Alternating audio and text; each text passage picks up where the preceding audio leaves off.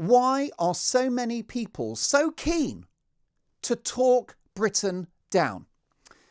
Now, last week, at the height of the Brexit negotiations, the discovery of a new variant of COVID-19 and the French blockade of UK goods, many in the press seized upon the opportunity to talk Britain down. One bright spark in Fleet Street came up with an expression for this country. This, of course, is because of the new strain of COVID-19, which, by the way, has been spattered around the world since September.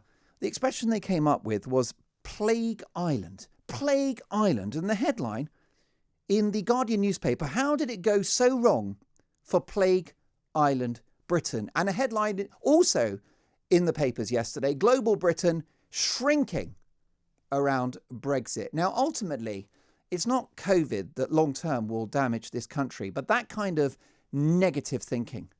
You know, and I know, that nothing was ever achieved in this world and in this life with a negative outlook. We must do the opposite. We must be positive. Now, over the last 5 years, being positive has been difficult because there have been so many divisive forces that have fractured the country. Identity politics, futile culture wars, Brexit, of course, and the likes of Nicola Sturgeon in Scotland peddling the snake oil of separatism. But it's so clear that through history, groups of individuals, communities, only prosper when they come together. Whether it's a football team, a battalion, a startup enterprise, or yes, a country, it has to be a common, joint endeavour. Now, Brexit is done.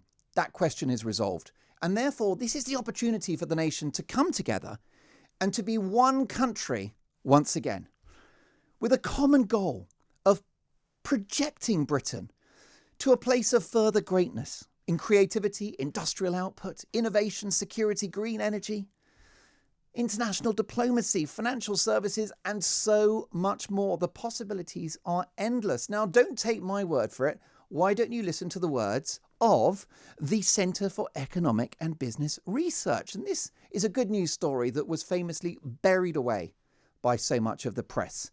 First of all, the great news of a zero tariff, zero quota deal with the EU, which nobody said was possible. 30 trade deals already done and dusted, with more to come. A vaccine rollout that, of course, is world class, and we were the first on earth to approve the Pfizer vaccine. But listen to the CEBR when they tell us the following, which is that Britain has just overtaken the industrial might of India to become once again the 5th biggest economy in the world. Did you hear that anywhere else? Well, you're hearing it on this radio programme. And in fact, we at the moment have a gap between ourselves and the Germans. The Germans are 45% bigger as an economy than we are.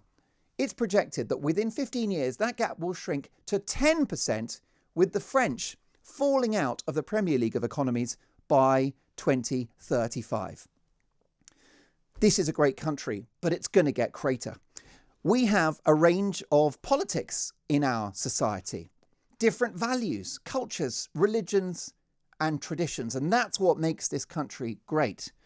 We have to achieve a balance, a sweet spot between our amazing diversity and diversity of thought with a common endeavour. We've got to talk our country up, not down. And all of us have one job and one job alone. And that is to believe.